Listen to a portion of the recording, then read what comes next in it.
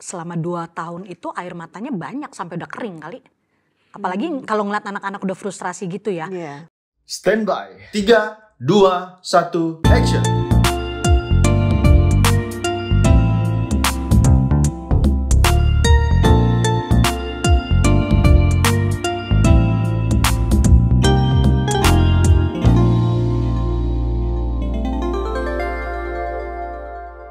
Ada Irma Jun di studio kita hari ini. Welcome to Love Revolution. Halo Irma. Thank you for having me. Apa kabar? Baik. Senang sekali ya, kita kehormatan banget ada Irma Jun hari ini. Aku juga senang banget diundang, Ya. terima kasih. Irma Jun itu kan terkenal, identik dengan seorang penyanyi yang terkenal. Waktu itu di tahun 80-an 80-an, 90-an 80-an, terakhir. 90-an.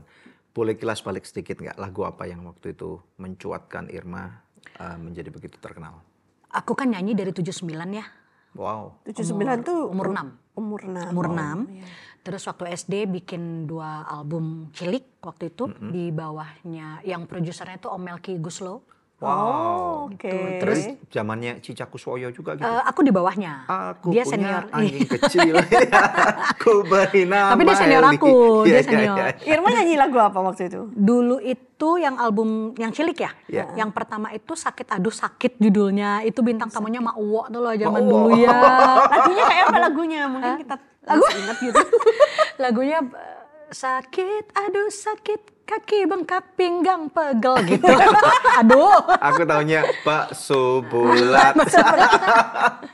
Terus ya ada 2 album. Album kedua itu aku nyanyiin lagu-lagu soundtrack film Jepang yang dibahasa Indonesia kan. Jadi dapat license untuk itu. Misalnya? Ikyusan, Voltus. You did? Ya. Kayak apa? You did? Candy. Voltus 5? Iya. Coba lagunya kayak apa? Yang Voltus aku lupa. Candy aku masih ingat. sahabat kita semua. Iya. Aku ingat sih, aku lupa. Ya of course lah, that's my favorite Kalau movie, Candy man. itu kayak Candy gitu aku lupa sih. Terus Ikyusan gitu. Lucu yang gitu ya. Iya. Oh wow. Berarti kamu menemani ini ya? Masa kecil ya. Menemani kami growing up. Pertumbuhan Masa kembang kecil kami ya. ya. Baru pas aku masuk remaja, itu kan aku aktif di lomba ya. Aku banyak di lomba-lomba segala macam. Kemudian salah satunya aku menang lomba festival suara remaja. Nggak boleh sebut merek ya. Jangan ya. Pokoknya adalah festival suara remaja yang company-nya besar di Indonesia. Nasional. Terus setelah itu salah satu jurinya itu ketua jurinya Adi MS. Nah terus habis gitu Mas Adi bawa aku rekaman setelah itu. Itu di catatan Si Boy 2 soundtrack. Wow, keren. Terus setelah itu baru Kristal-Kristal Cinta. Nah itu yang booming di situ. Lagunya Kristal gimana tuh? cinta. Kristal-kristal cinta yang membeku dalam hatiku. Duet sama Hedi Yunus. Wow. Itu yang waktu itu booming pertama gitu. Nah udah terus habis itu ada ya mulailah aku banyak di soundtrack juga, banyak single. Kalau single kebanyakan lagu-lagu Deddy Dukun. Terus bikin album ada 5 waktu itu. Wow. Gitu. Kalau single banyak, single ada 20-an lebih. Lagu Irma yang paling terkenal yang mana? Itu yang dulu, Kristal-Kristal Cinta itu pertama. Kristal-Kristal Terus itu. abis itu nyusul Pasir Putih. Terus ada Bila Takkan Berubah tuh yang banyak di ini orangnya. Datanglah. Kalau Datanglah itu lagu yang waktu aku setelah menang Voice of Asia waktu itu. Terus rekaman yang lagu Datanglah itu. Datanglah yang kayak apa? Datanglah oh kekasihku, aku tak sabar menantimu gitu. Tapi berarti bukan lagu-lagu rock ya? Bukan. Tapi sebenarnya aku penyanyi jazz. Jazz? Actually aku penyanyi jazz, tapi dulu kalau mau rekaman jazz nggak ada yang mau beli. Produsernya nggak ada yang mau. Karena lagu jazz belum populer pada Belum zaman populer, itu. nggak kayak sekarang kan penggemarnya banyak. Kalau dulu dibilang kalau mau nyanyi jazz terus siapa? Kamu mau ke market mana? Siapa yang mau beli? Harus tergantung marketnya sih, daripada Iya, nggak laku iya. juga susah ya. Iya. Kecuali memang bisa create market gitu. Iya, ya waktu itu nggak bisa sih untuk jazz belum Iya, bisa iya, memang. iya. Akhirnya aku ambil pop. Tapi aku memang juga suka lagu rock dari kecil gitu. Tapi aku memang pada akhirnya lebih ke pop dan karena keseringan nyanyi lagu mellow, jadi orang berpikir aku tuh begitu gitu loh. Orang nggak tahu bahwa di balik mellownya aku tuh nggak ada mellownya sama sekali aslinya. Nice. Geragas banget gitu. Terus kemudian beralih ke ini ya, lagu-lagu rohani. Gospel iya, itu Yes. jadi awal mulanya tuh 95. Aku ikut Bible Camp di Amerika waktu itu di Denver, di Rocky Mountain.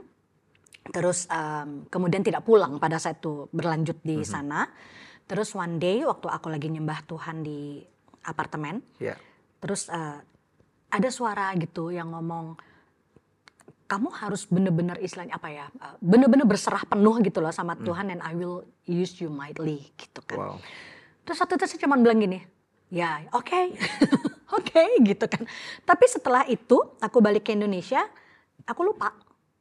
Bukan lupa, ngelupain sebenarnya sih, bukan lupa, agak ngelupain gitu ya, karena balik lagi dengan kegiatan di sekuler kan gitu. Nah, terus udah gitu waktu 98 itu Tuhan ingetin lagi. Nah, waktu diingetin itu berontak sih sebenarnya gitu, karena kayak jangan sekarang dong gitu kan, tolong dong, ini lagi enak-enaknya. Iya, aku lagi di bener-bener lagi di peaknya banget kan gitu, kayak why now gitu loh. Tapi akhirnya nggak tahu gimana terjadi gitu aja gitu. Loh, emangnya kalau lagu rohani dengan lagu-lagu pop yang ada, itu emang maksudnya di tengah kesibukan ini nggak bisa nyanyi di gereja atau apa gitu? Sebenarnya atau enggak. Akan menurunkan pamor kamu atau gimana? Enggak. Sebenarnya enggak. Sebenarnya gini, at the end ya setelah sekian puluh tahun ke sekarang, aku menyadari satu hal. Bukan berarti aku menyalahkan keputusan aku pada saat itu ya, enggak. Pertobatannya, keseriusannya sama Tuhan itu aku bersyukur. Tetapi tindakan yang terlalu ekstrimnya itu bagi aku itu salah. Karena apa? Karena pada saat aku ngambil keputusan itu benar-benar tidak ada pembimbingan sama sekali pada saat itu. Jadi begitu ekstrimnya yang kemudian bikin aku akhirnya memutuskan tidak lagi mau berhubungan dengan siapapun di dunia itu. Di gereja? Enggak, di sekuler. Di dunia sekuler. Iya. Jadi kamu benar-benar mentas gitu, putus hubungan. Iya, benar-benar putus hubungan sampai orang nggak Okay. bisa nyari aku dan sebagainya. Dan buat aku pada akhirnya aku berpikir salah juga, itu terlalu ekstrim sebenarnya. Kenapa? Karena dipikir dunia ini jahat banget gitu atau iya, karena aku kelam udah ngaco banget kan, memang hidupnya dulu gitu, udah ngaco sekali. Dan aku berpikir waktu itu akhirnya jadi sombong gitu, jadi kayak mereka bukan level aku gitu, levelku ini udah beda nih. Jadi sekarang. dari satu ekstrim ke ekstrim lainnya nih. Iya. Oh oke, got it. Ya gitu, jadi buat aku hari ini seharusnya tidak seperti itu. Seharusnya kalau mungkin saat itu ada pembimbingan yang baik untuk aku, harusnya aku nggak se-ekstrim itu. Gitu. Nah akhirnya sekarang tuh pada akhirnya Tuhan kembalikan aku lagi ke situ. Nice. Gitu. Tapi dengan mindset yang tentunya sudah berubah ya, gitu loh. Dengan ya nggak seperti dulu. Ya, ini banyak banget yang kita mau omongin sama si Irma ya. Jadi kita fast forward aja ya. Jadi kita ambil cuplikan. Terakhir kan pernah ke Good News program ya, ke acara kami. Udah lama dan tapi kemudian udah lama banget. Iya, udah lama itu. Dan waktu itu kalau nggak salah, waktu itu pamitan mau ke Amerika. Terus kemudian tiba-tiba balik lagi. What's going on gitu? I mean like, apakah di Amerika gagal, nggak enak, ataukah mungkin nggak ada nasi goreng atau Ada. sambal belacan yang lebih enak dari sini atau gimana gitu, atau kerupuknya atau pete juga ada di sana. Jengkol. Jengkol ada. Enggak sih, sebenarnya memang sudah tinggal, sudah stay di sana, udah bisa dibilang sudah settled lah ya di sana. Dan bahkan waktu di Amerika aku sudah dapat kontrak dari manajemennya Whitney Houston. Really? Ya. Recording artis? Ya, Wow. ya, sudah. Terus? Udah di tangan kontraknya, sudah ada di email aku ya. Gitu. What happened? Kan liburan ceritanya ke Jakarta gitu kan. Terus sebelum pandemi. Yeah. Nah setelah itu abis liburan itu tadinya cuma berdua sama Martin. Terus anak-anak mau nyusul. Akhirnya kita perpanjang di sini. Nah setelah itu kan pandemi. I see. Gitu. Jadi pas pandemi dan kemudian juga ada ya kita memang tidak bisa balik lagi juga untuk ke sana pada saat Karena itu. lockdown kamu have to stay here gitu? Satu lockdown. Oke. Kisahnya apa? Kedua itu memang ada satu case yang dulu aku nggak mengerti ya why gitu. Karena sebenarnya kalau mau dibilang tidak ada kesalahan yang kita lakukan yang sempat membuat kita akhirnya tidak bisa masuk ke Amerika kembali. Orang berpikir kita overstay, no kita nggak pernah overstay. Nggak pernah ada crime record, nggak pernah ada overstay, nggak pernah ada apapun. Itu randomly terjadi dan setelah belakangan kan aku pakai lawyer ya, aku discuss ke lawyerku di sana. Ternyata memang pada saat itu kalau menurut dari lawyer adalah kita dikorbankan. Dikorbankan karena ada imigran-imigran yang harus masuk Randomly terpilih kita yang dikorbankan harus kembali ke Indonesia. Karena jumlahnya Ini gitu. zamannya Presiden Obama, No, Trump. iya. Oh, waktu itu keras banget memang ya. Iya. Dan kita sampai waktu pas interview pun pada saat itu, yang interview kita juga bingung. Kenapa kamu ada di sini ya? Maksudnya ada di sini, kenapa kamu harus diinterview ini? Aku balik tanya, seharusnya saya tanya kamu kenapa saya bisa sampai harus seperti ini, gitu. Dan dia juga nggak bisa jawab, dia juga bingung. Ya singkat cerita, akhirnya kita nggak bisa masuk ke Amerika kembali pada saat itu. Dan itu berdampak kepada anak-anak juga yang sebenarnya lagi sekolah kan pada saat itu ya. Gitu. Udah Itu kelas berapa mereka di high Amerika? school. High school. Wow, must be tough ya. Wow, very tough. Berapa tahun sih kalian menetap di Amerika waktu itu? Kalau aku kan sebenarnya dari 95 udah di sana, terus balik ke Indonesia, terus bener-bener yang kayak banyakan di Amerikanya lah ya itu di 2013.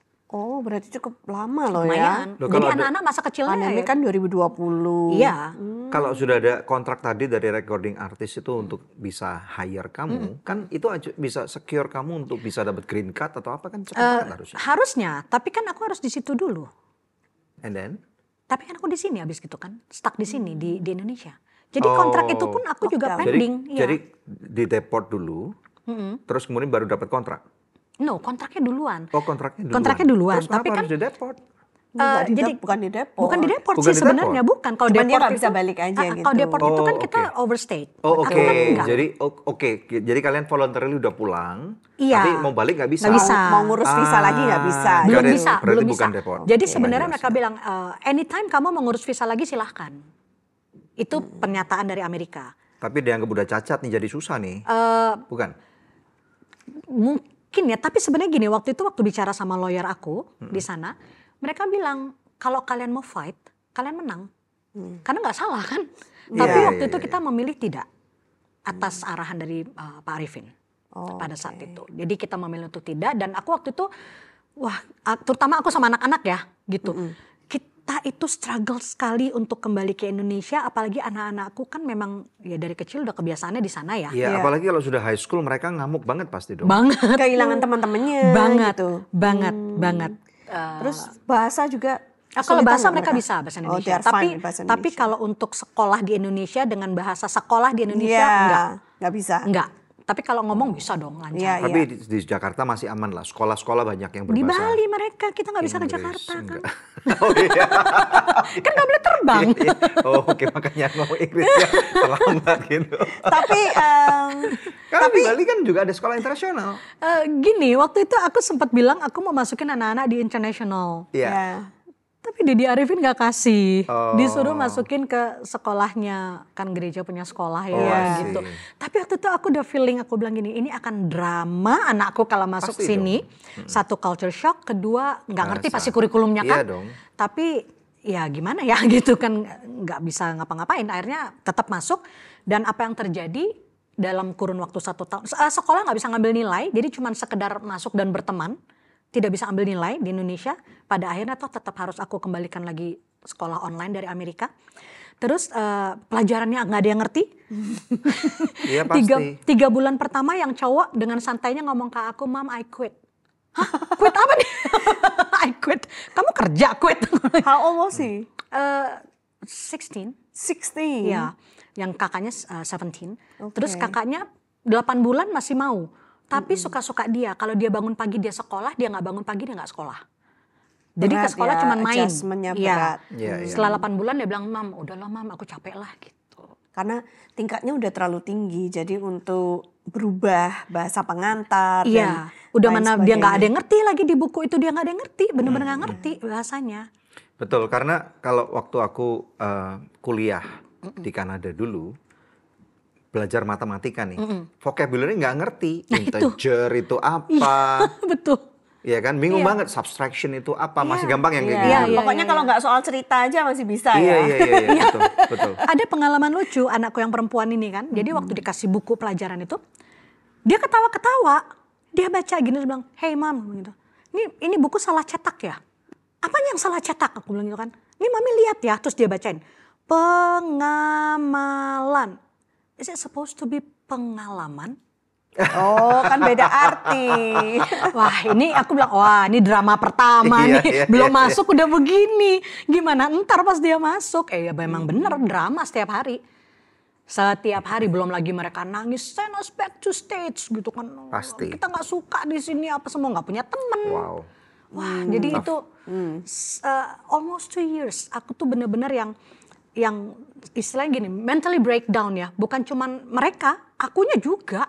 Aku ya kena Frustasi. mental sama kayak mereka. Frustasi banget Iya, ya 2 tahun pertama. Terus Oke. gimana? How did you guys come to term with it? Oh, waduh, berat sih sebenarnya. Kalau ditanya gimana, kayak ya udah ini berjalan, diikutin aja prosesnya. Tapi ya selama 2 tahun itu air matanya banyak sampai udah kering kali. Apalagi kalau ngeliat anak-anak udah frustrasi gitu ya. Iya. Terus ngeliat teman-temannya di wisuda di Amerika dan mereka nggak bisa ada di sana. Iya. Gitu, itu kan nyakitin ya buat mereka pada saat itu. Tapi setelah diambilin homeschool online dari Amerika itu, apakah mereka sudah membaik setelahnya? Membaik sih nggak juga, karena mereka kan beda. Kalau di sana kan mereka bisa Interact, socialize. socialize. Iya, Mereka sama kehilangan teman-temannya. ini, Kehilangan teman. itu. Iyalah. Iya, Iya. dan masa remaja mereka lah, Iya. yang mungkin mereka udah membangun suatu mimpi. Iya, betul. Mereka mungkin punya pacar atau ada orang yang naksir mereka atau best friend mereka, ya kan? Terus Mungkin ya. kemudian mereka Tiba-tiba pengen udah dipisah. nanti kita kuliah di sini dong bareng ya kayak gitu dong. Iya, ya. dan mereka Dulu udah persiapan tinggal untuk kuliah memang. Di kota apa dulu? Di Everett, Washington.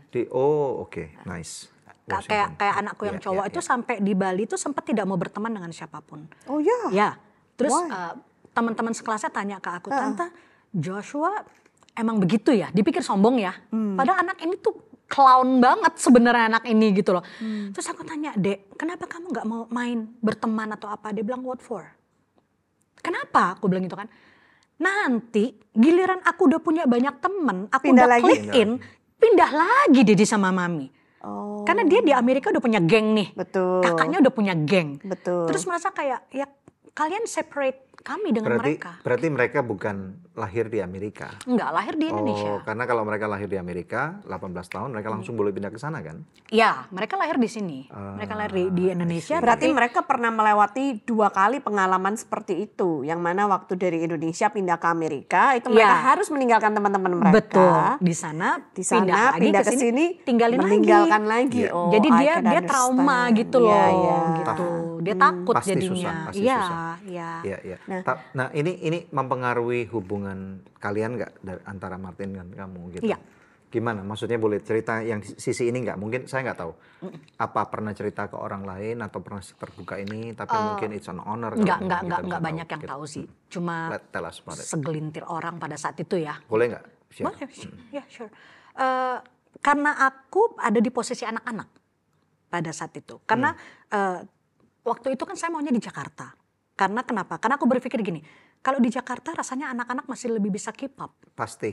Karena Kan kan kecilnya di Jakarta. lifestyle-nya Iya. juga dengan Iya. Everett kota kecil lah ya. Iya, Nggak terlalu hype kayak Iya. Seattle atau Los Angeles gitu Iya, kan. iya. Dan aku berpikir karena mereka masa kecilnya di Jakarta, sahabat-sahabat kecil mereka juga Oh iya, Mereka bisa bisa nyambung kembali. rebound. Iya. Iya, jadi aku berpikir akan lebih menyelamatkan mereka kalau di Betul. Jakarta. Dan mereka juga udah bilang, kalau kami belum bisa balik ke Amerika, at least kami di Jakarta.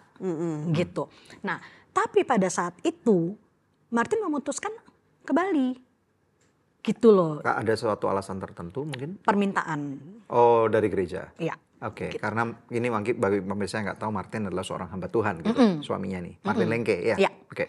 Nah, akhirnya kita merasa pada saat itu, kok suara kita nggak didengar? Gitu loh, kita bertiga komplain, kenapa nggak dengerin suara kita gitu kan. Dan buat aku secara pribadi pada saat itu juga aku lebih mau di Jakarta. Kenapa? Ya satu, keluargaku semua rata-rata di Jakarta. Buat aku di Jakarta lebih mudah kan, karena aku mau berkarir kembali kayak aku mau apa kan, aku I was born in Jakarta gitu loh. Masa Ya, hidup juga perlu uang juga kan? Yes, dan juga karirku kan di Jakarta Betul, sebelum ke betul, Amerika kan. betul. Nyambungnya lebih gampang, Iya, kliknya kembali. Iya. Iya. Kalau ke Bali aku nggak punya banyak temen. Aku nggak tahu lingkungan di Bali seperti apa. Kan aku kayak from the scratch ya. Dan itu berat. buat aku berat apalagi buat anak-anak Iya, gitu. Tapi karena sudah ada keputusan seperti itu membuat kita kayak ya udah deh gitu. Padahal kita Quote yang and di quote. Jakarta kepingin kadang-kadang tinggal di Bali loh. Lebih What an santai. ironi Iya, ya. gitu. Nggak Ironis. macet. Mau tukeran nggak? Di Bali kan enak, malah ada itu waktu pandemik ada satu hashtag kembali. Kembali. Enak Bali. banget di Bali itu. Gini, Bali buat aku secara pribadi adalah liburan, bukan Terus? tinggal. Terus kalau tinggal di Bali, liburannya kemana gitu? Jakarta sekarang. Ini aku liburan loh ini. Aku liburan healing, sekarang aku healing nih, liburan ya. healing. Oh, iya, iya. Gitu. Welcome Jadi to Jakarta. Selamat berlibur di makasih. Jakarta. Jadi itu berat ya, masa-masa itu berat Iya, sekali. terus. Ditambah lagi dengan waktu di Bali, aku nggak punya kegiatan. Wow. Udah nggak punya temen istilahnya ya, dan nggak punya kegiatan. Terus aku ngapain di Bali ini? Tambah lagi anak-anak begitu lagi. Wah itu struggle luar biasa. Terus kegiatan aku pada akhirnya harus di dalam gereja. Yang actually aku bukan orang yang di dalam gereja sebenarnya. Aku orang marketplace banget. Jadi itu menyiksa aku. Pasti. Menyiksa sekali. Jadi karena kayak ikan salah kolam. iya, iya, That's what- betul. Ya ini ikan air tawar dimasukin air asin atau Iya. sebaliknya. Iya. Mati Iya, lah. iya, iya. Iya. Nah, that's what it is. Airnya beda. Jadi aku juga, Salah kolam. aku harus ngomong apa adanya ya, gitu loh. Maksudnya aku merasa waktu itu terjebak pada akhirnya Wow. di tempat yang aku tidak bilang gereja salah loh ya. Iya. Tidak. Iya. cuman Cuman salah kolam. Iya, salah kolam memang. Jadi aku jadi merasa kayak aku terjebak di satu tempat yang I'm not supposed to be here, Wow. gitu. Aku merasa selama hampir 2 tahun kreativitasku tuh mati, kayak paralyzed. Aku yang biasanya setiap hari tuh ininya muter terus, berkreasi terus, aku nggak bisa ngapa-ngapain, gitu. Karena Terus memang pandemik juga musim yang Ditambah dengan membingungkan itu. untuk semua orang Betul. gitu kan ya. dan akhirnya aku pada satu pikir gini, aku nggak bisa kayak gini terus. Akhirnya aku berusaha untuk mencari beberapa gelintir temen yang kira-kira bisa sepaham. Iya. Dan aku ngajak mereka bikin satu movement namanya From Bali with Love. Movement ini kemudian yang kita lakukan adalah aku membangun fundraising. Kemudian kita masuk ke desa-desa untuk bawa bantuan selama pandemik. Nah, terus pandemi ini tidak berakhir. Belum ya, makanya kan kayak wah ini mau gimana lagi. Terus mulai nih teman-teman musisi, baik yang di gereja, kan di gereja banyak teman-teman musisi yang main di wedding, di kafe. Tiba-tiba nggak bisa lagi Jobless main di kan, mana-mana. Betul. curhat nih ceritanya Iya. gitu. Kita bikin apa ya? Terus mereka banyak yang beralih ke kuliner. Akhirnya aku bikin ide pada saat itu, yuk kita bikin live, kalian main musik, tapi aku promote kuliner kalian dan kita open donation. Nah kebetulan ada satu kafe yang membuka kafenya itu untuk kita bisa pakai. Akhirnya mulai nih kita bikin. Oh bagus, awalnya bagus. Tapi kan pandeminya nggak selesai-selesai. Iya, orang-orang juga capek memberikan Iya kan, donasi terus donasi kan. mulu gitu kan. Nah kita juga butuh donasi gitu Kapan kan. kita bagian arisannya ini? Gitu. Iya. Akhirnya aku mikir, wah ini nggak bisa nih kayak gini Iya, lagi. iya, iya. Harus bikin apa? Akhirnya tiba-tiba come up dengan ide bikin I.O. Bazar. Nice. I.O. Bazar yang pada saat itu di Bali cuma ada 2 I.O. Bazar, aku ketiga. Terus aku bekerja sama dengan orang yang punya lahan besar restoran di daerah Sunset Road yang membuka tempatnya kita nggak perlu bayar. Wow, that's good. Akhirnya kita barter itu dan aku juga mengajak UMKM Bali ya terutama yang masih baru-baru yang struggle ini ya. Mereka tidak perlu bayar. Terus aku bilang ini, tapi kalau ada keuntungan dari kalian tolong 10%-nya di-share ke kami karena ini untuk bayar yang ngangkut-ngangkut barang apa. Jadi kita juga nggak ambil duit sama sekali. Nah, setelah itu PPKM darurat. Wah, Close down semua. membunuh Even lagi aku itu. buka kafe pun langsung baru 3 bulan Aku close. ingat banget, itu berat badanku udah mulai turun lagi, gemuk lagi sampai PPKM darurat. Ini penyebab itu efek sampai hari ini loh ya 12 kilo nih belum bergeming nih. Kita semua berada di kapal yang sama. Belum bergeming nih 12 Kan udah kilo. mulai sepedaan gitu ya, udah mulai kurus. Terus nggak terus boleh ditutup. sepedaan sama Jadi gemuk sekali. karuan. Aku juga sampai waktu aku datang dari Amerika nggak gini. Badanku dulu tak begini. Gitu. Begini tak Iya. cukup lagi. Oke, well, Gitu. jadi kelihatannya pada saat itulah sementara waktu you were doing fine, mulai ada aktivitas gitu kan. After PPKM mulai longgar. Tapi selama masih PPKM darurat yang ketat-ketatnya ya nggak bisa ngapa-ngapain juga, sama aja. Mau bisnis juga nggak bisa. Iya, membingungkan lah waktu itu ya. Iya, sangat. Bagaimana dengan anak-anak? Karena dalam kasus ini kayaknya yang paling oke kan si Martin nih, Iya. suami kamu karena itu Dia Dia paling di tenang. kolam yang pas. Dia di kolam yang pas. Kita bertiga berenang di kolam yang nggak pas. karena itu keputusan dia Iya. dan dapat tawaran dari gereja and he said yes, Iya. tapi istri dan anak-anak harus mengikuti keputusan dia. Iya. Gimana dengan anak-anak? Berat. Tapi aku pada saat itu akhirnya aku ambil keputusan gini. Anak-anak kan pada akhirnya melihat yang struggle bersama dengan mereka kan aku ya. Jadi akhirnya aku harus ada sampai di titik dimana aku harus memutuskan. Aku mau begini terus atau aku mau bangkit. Ya. Betul. And I choose to bangkit. That's good.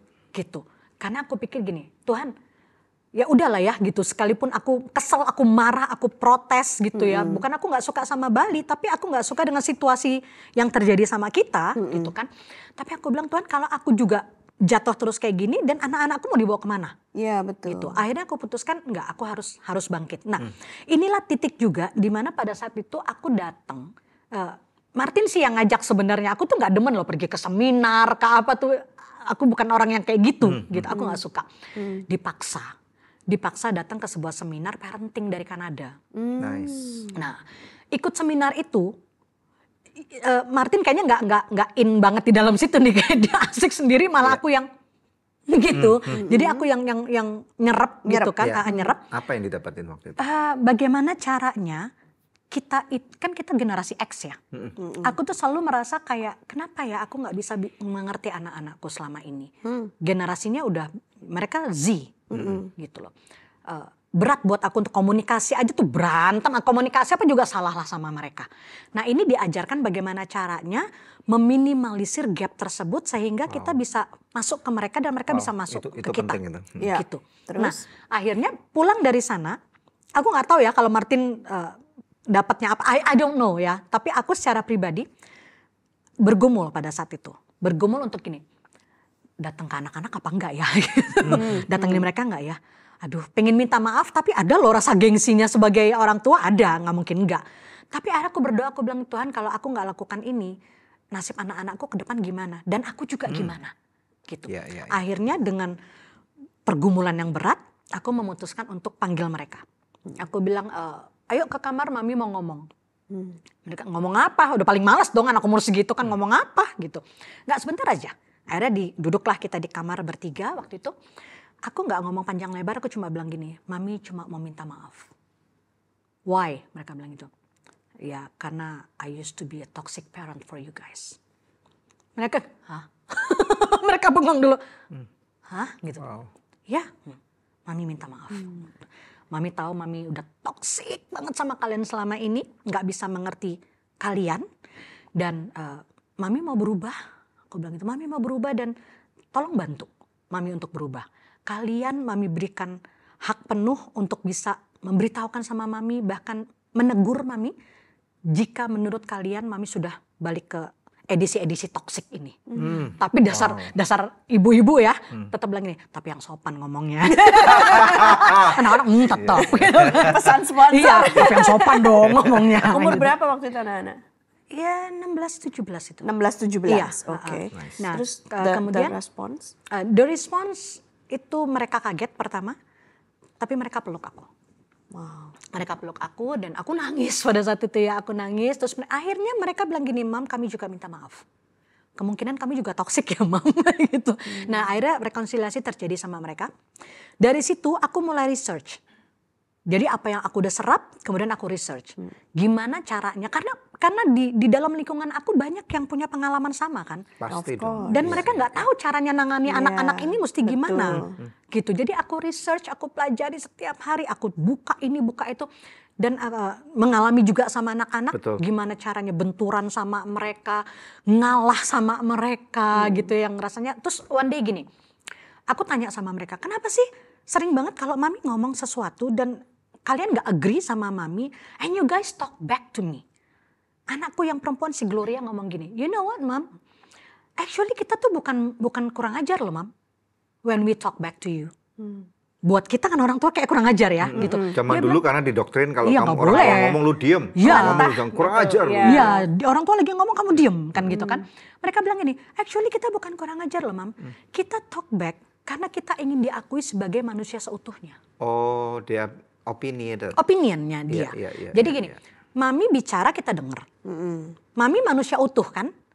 Loh, apa kami bukan manusia utuh? Waktu kami bicara, kami dilarang bicara. Atau kami bicara nggak didengar. This is good.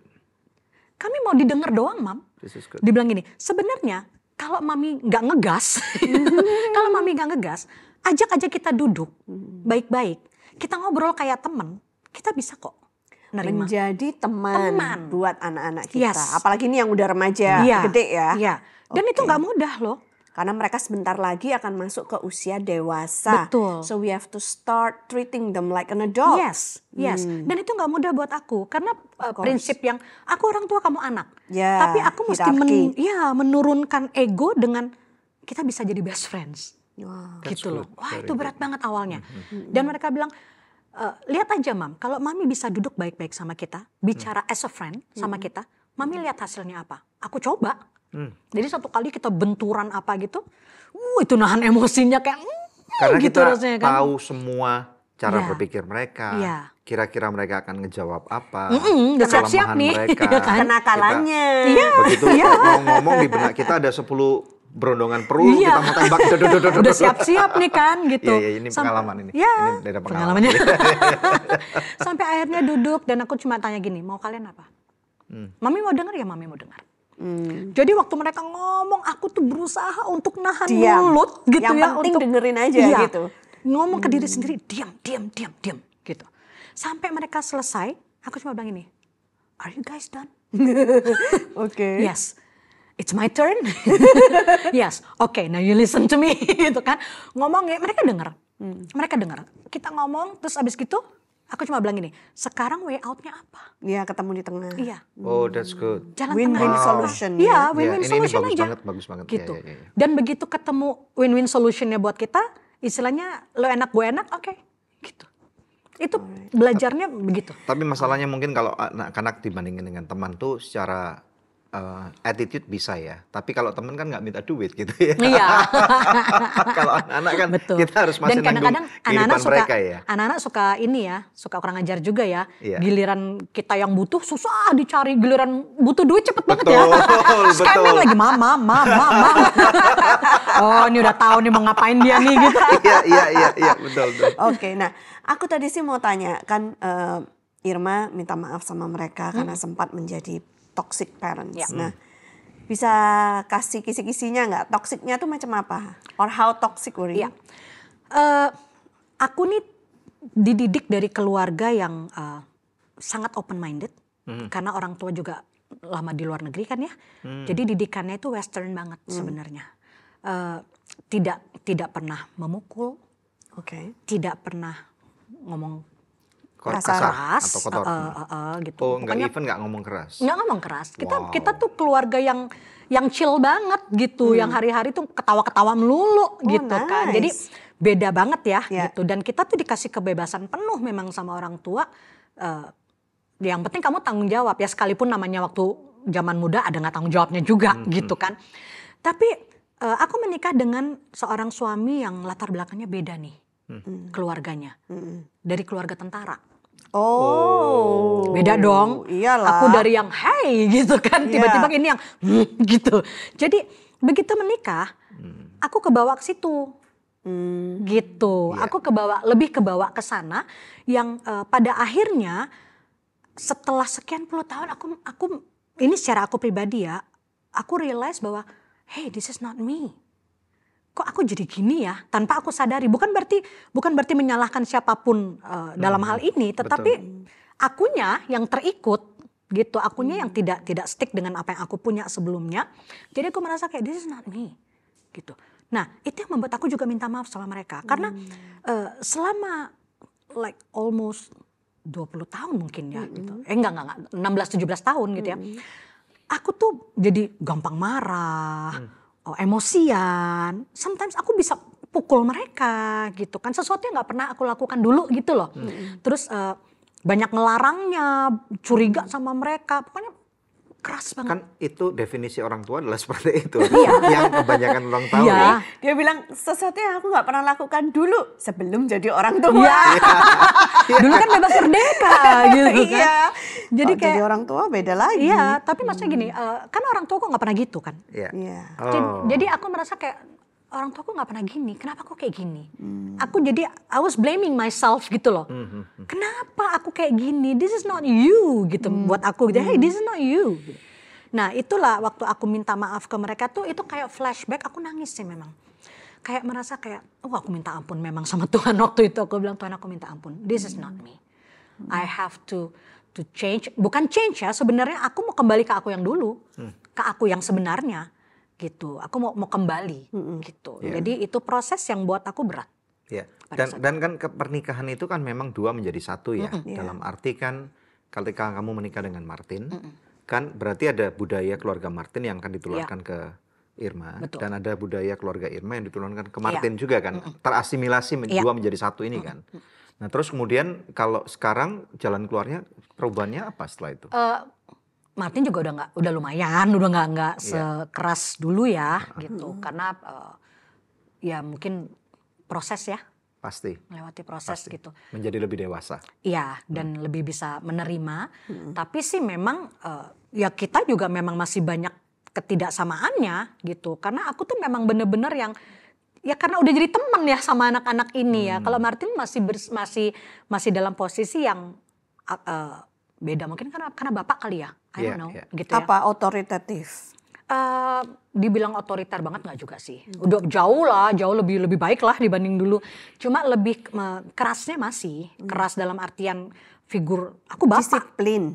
Aku bapak nih gitu. Dia belum yang terlalu bisa chillnya kayak aku sekarang gini lah gitu. Makanya anak-anak juga kalau ada apa-apa kan ngobrol sama aku. Gitu. Kita nggak minta jadi anak hamba Tuhan. Kita nggak minta jadi anak pendeta. Kalau boleh milih enggak. Kenapa kami ini nggak boleh, ini nggak boleh, ini nggak boleh?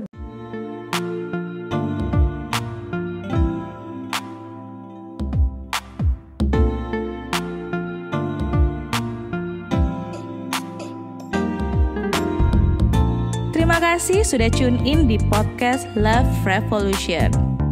Kalau kamu ngerasa feel-nya dapet banget nih sama konten ini, langsung aja bisa share di sosmed kamu.